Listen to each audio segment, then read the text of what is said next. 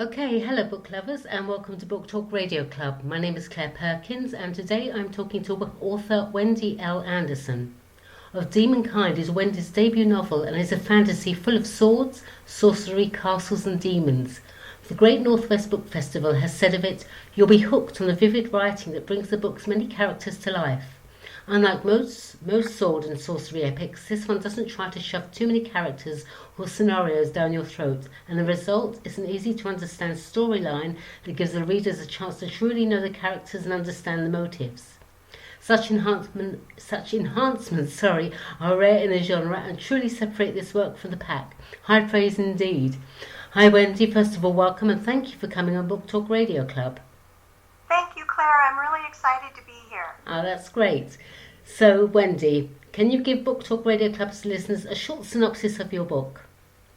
Yes, as you said, it's called Of Demonkind. It's placed in a mythical kingdom called Jor. It starts off where other fantasy novels leave off, meaning good has prevailed, the evil king has been vanquished, and his right-hand man who is left is his son. His name is Prince Lorne. He commanded the evil king's armies, and now he's the only one left after the big defeat. Lorne has escaped to his mountain castle in the Violent Mountains, and he doesn't accept failure very well. So he's drowning his sorrows in wine. At one point, after about 5 years, he learns that someone has started using his name and evil reputation to start the war again that his father began. Right. His old enemies are coming to find and destroy him. So he's convinced that he has no choice but to hunt down the person who is using his name and destroy him. So he also learns during this that he's being blamed for kidnapping a princess from a neighboring kingdom. So as events fall into place, he becomes wounded in rescuing her. And I don't want to give a whole lot away about the story. Yeah, absolutely. And so he rescues her, and they embark on a mission to clear Lorne's name. And the future holds something that neither one of them ever expected. Sounds interesting. Is there one particular book or author that inspired you to start writing Of Demonkind? Yes, I am a huge fan of Robert E. Howard. He was the creator of Conan the Barbarian. I also like Edgar Rice Burroughs and Morgan Llewellyn. I'm a huge fan of hers. Mm-hmm. But I would say that Robert E. Howard's work had the biggest influence on me. I'm also a big fan of Bernard Coldwell. And more recently, I've been reading James L. Nelson and his Viking Age novels. Right. So, and your readers are saying, unlike most sword and sorcery epics, this book doesn't try to shove too many characters or scenarios down your throat. So how do you build the characters in your book? Well, that's kind of a difficult question. I really don't have a method, or I don't outline my individual characters when I start writing. Right. I just get a picture of them physically in my mind, and as I start writing and the story builds itself, then they just kind of take on a life of their own.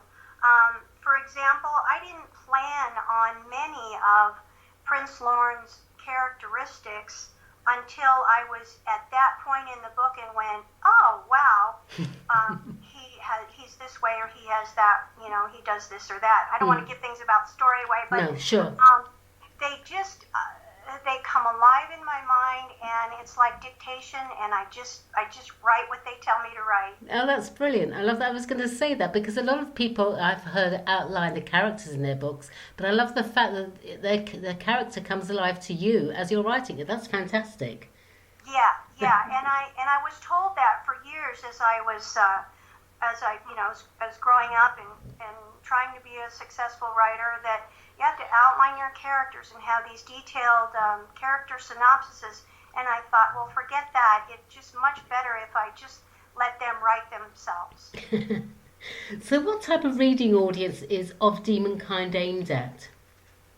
Well, I think anyone who likes any kind of fantasy, lovers of medieval times, sword fights, castles, angels and demons, anyone who likes King Arthur, The Last Kingdom by Bernard Caldwell, Game of Thrones. Not that I'm comparing myself to George R.R. Martin. I'm not.